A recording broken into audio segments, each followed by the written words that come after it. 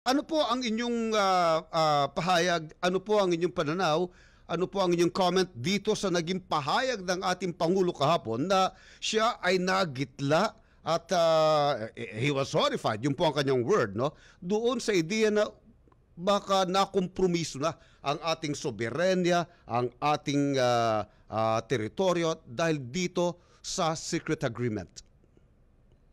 Unang-una, Togs, yung in Shoal, parte ng ating exclusive economic zone.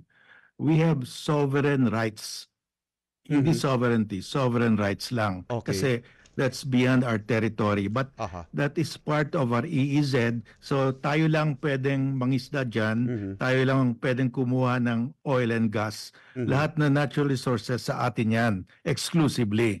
Aha. Ngayon, sabi ng saligang batas natin, the state shall protect its marine wealth in its exclusive economic zone and reserve its use and enjoyment exclusively for Filipinos. So, Mhm. yung estado natin, kailangan protektahan yung ating yaman dagat.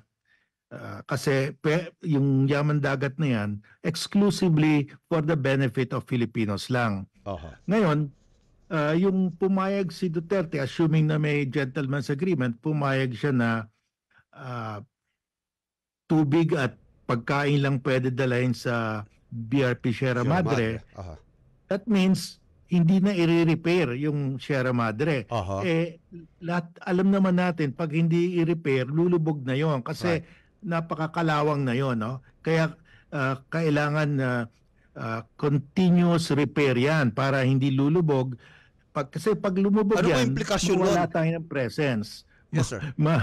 Papasok yung China, Aha. papasok yung mga Chinese fishermen, sisirain nila yung coral reef para kunin yung mga giant crabs na sa ilalim ng coral reef, no? Mhm. So, pag nakuha ng China yan, baka tayuan pa ng isla ng China yan, artificial island. Aha. So, importante, we have to stay there in BFP Sierra Madre. Ang suggestion ko nga, magtayo tayo ng panibagong ekstratura na civilian character, no? Aha. So, Aha.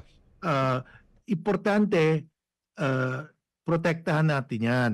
Hindi pwede i-abandon. Yung ginawa ni Duterte na hindi na i-repair, ang ibig sabihin yan, papayagan niya lumubog ang Mhm. Sierra Madre at wala nang titirahan yung ating mga Marines o soldiers there, aalis na sila, no? Aha. So, papasok na yung China. Yun ang meaning ng gentleman's agreement. Yeah. Labag sa Constitution yun. Right.